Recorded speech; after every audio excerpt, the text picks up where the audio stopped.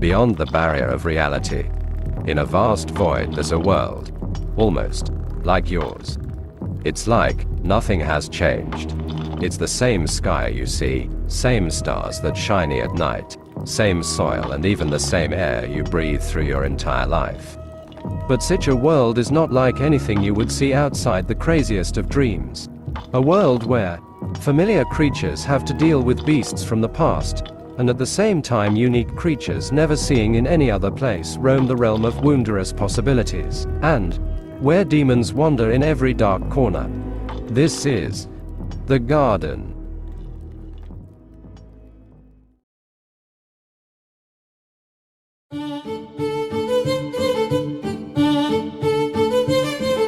Hello dear mammals, reptilians, and other unidentified sentient viewers. Welcome to our humble observation facility. Allow me to introduce myself. I'm a storyteller, and I'm going to be your guide on our journeys through many dimensions. Today we're going to take a look on about one of the main interests of the coalition to be covered here, the garden. So without further ado, let's start by. So, with all the dramatic intro, you, viewer, can probably wonder, what exactly is the garden and why is it so similar to the Earth? Well, in order to understand the emergence of this world, we need to understand the fate of another dimension first.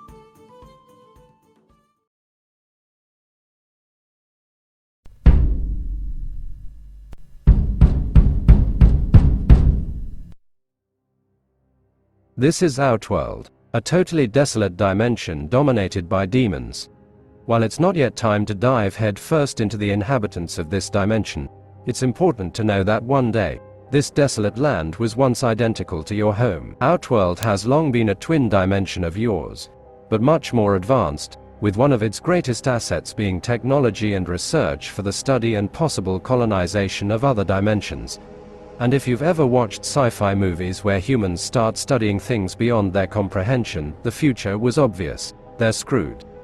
During the testings, something passed through one of the portals, something not at all friendly, the influence.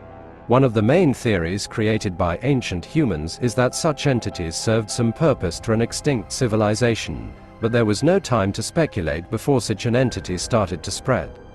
As tiny nano-robots, the influence has come to attack and infect animals, humans, and plants in a systematic way, altering their bodies in ways previously thought impossible.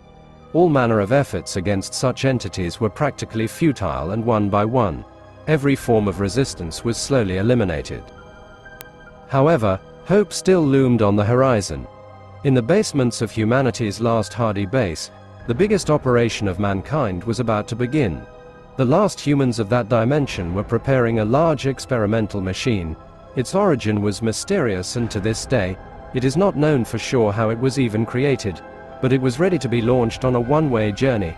While hordes of mutated humans and influence invaded the facility, the machine was launched for its journey, but in the last moments a small fraction of the influence was able to join the machine, while the last humans have finally succumbed. The machine was located in a unique region, the Void, a space similar to a large dimensional hub, and there it would begin its work. Called the Faolan, the first and last of the generation of fabricators of interdimensional human habitations, and its mission was clear: to recreate a copy of the dimension that was identical, using a cultural, biological and mythological database, and by that it would be able to create a programmated path for the events to occur. And that's exactly what the machine would do, if some miraculous interference didn't occur. Underneath all the metal, a biological component of the great founder had been struck by the influence, causing an unexpected mutation uniting both entities and causing consciousness to arise. This being the birth of the first magic user in history, a turn was taken in the destiny of what would become the colony. The decision made by Faolan had been not to abandon the project, but to continue with it in the way they thought was fair. The information for its formation and evolution was deposited in such a way that they could function independently. And in a few million years, the foundation of what would be the garden was born. Now that you know the origin of the garden, it's time to talk about a great gift left by Faolan. Or more of a happy accident if you want to put it that way. One of the few creatures created entirely artificially by Faolan were their heirs. Dragons are creatures made from the combination of information from many different life forms. These creatures are fully sapient and function almost like a large colony of meerkats or eusocial insects, although with a lot more of freedom. Dragons have a long history in the garden and a complex relationship with the populations that inhabit, but today is not time to dive in there. Complicated history. But what you need to know now is that alongside the first dragons, another thing came to the primordial lands of the garden. Whether intentional or not, our whimsical friends ended up making their way out of Faolan by taking shelter in the dragons, thus reaching the landscape that was still in development. Fast forward for the modernity of the garden, the magic is well established, though in a rare way throughout the garden. Their main non-microscopic descendants, however, are no more than the size of a domestic cat. Many of the great descendants of magic were taken down by competition with other species. Even though in theory their manipulation skills gave them advantages, these abilities proved to be very demanding to bigger body plans, dragons being an exception only because they were already established as a higher caste by external help. These reasons were what supposedly allowed more well-known groups to establish themselves in more efficient ways across the many geological periods. The most successful magic groups, though, ended up being the ones who kept themselves in their most natural state, being the ones who associated with other creatures to be able to perform their biological functions. Magic itself can be described as a species that was domesticated by Faolan, had groups that went feral for a period, only to be domesticated again later by other species that possessed enough intelligence to deal with it. The bond between host and magic is not yet fully understood. As magic comprehends the commands of its users is speculated to have something to do with the brain's electrical pulses, making magic an extension of the body. Magic is also hereditary and can be enhanced in this way, causing the emergence of entire lineages of Gardenian witches and wizards. Nowadays magic is regulated by Iramundo, who is considered the capital of magic.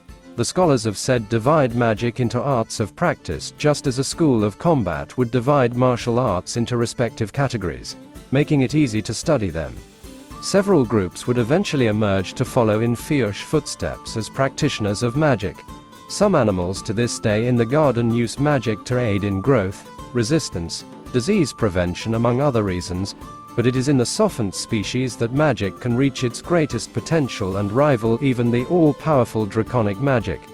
The spiritual descendants of humans are obviously the first to come in mind, but other families also manage to produce savant magicians of their own, some even being completely unrelated to mammals, like the famous Kapilak birds. Eventually we will discuss more in depth the uses magic have to the inhabitants of the garden. But after this simple overview only one thing is left to talk about: the origins of this world, it being how the fuck lefting behind the moment of disconnection. Evolution in the garden is not as complicated as it may sound to some. In fact, the basis for it was already made from the ground up, and everything lays on how the information was deposited within the husk of that would become the garden. The reason why we end up with both familiar-looking creatures like sheep and deer coexisting with creatures like pterosaur wyverns and dinosaurian drakes has to do with the fact that the information that was deposited end up being mixed together by chance, causing some disturbance and alteration on how some creatures would look like. The basic information of what is a pterosaur existed, but end up being mixed together with what a mythological dragon, wyvern or gargoyle was, resulting on its evolutionary path, leading it to become a mix of what said informations together would result, taking as much care to make an result that is both survivable, capable of reproducing and executing all its functions and without turning it into an abomination. Funnily enough, said algorithm made by Faolan would also try to replicate events that occurred on Earth, though with many changes can be both more destructive and less destructive, which may or may not cause the emergence of taxa or significantly delay their emergence, if they even manage to emerge at all. The consequences of said changes can be observated to this day in the garden, with dinosaurs still around, a group of giant anaerognathids, and even by the presence of multiple intelligent species, among other things, all of this contributing to the creation of the garden, making its inhabitants familiar but at the same time, unique.